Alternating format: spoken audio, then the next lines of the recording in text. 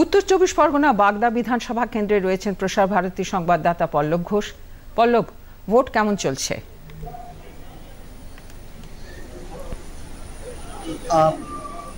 বাগদা বিধানসভা উপনির্বাচনে ভোট গ্রহণ শুরু হয়েছে।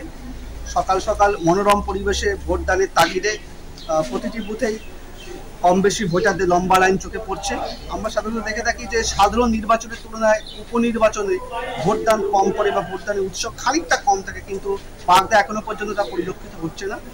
ভোটারদের লাইন চোখে পড়ছে, ভোটদান চলছে। এখনো পর্যন্ত কোনো ঘটনা বা কোনো কিছুর খবর এখনো পর্যন্ত অপ্রীতিকর ঘটনার কোনো খবর এখনো পাওয়া যায়নি। মোটামুটি শান্তিপূর্ণভাবেই ভোট গ্রহণ এখনো পর্যন্ত চলছে। নিরাপত্তা ব্যবস্থা ঠিক কেমন?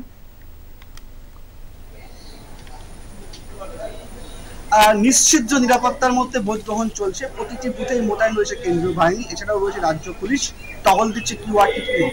রাজ্যে যে 4 বিধানসভা আসনে উপনির্বাচন চলছে তার মধ্যে বাগদাতেই সবচেয়ে বেশি কেন্দ্রীয় বাহিনী মোতায়েন রয়েছে, সেটা হচ্ছে 20 কোম্পানি কেন্দ্রীয় বাহিনী।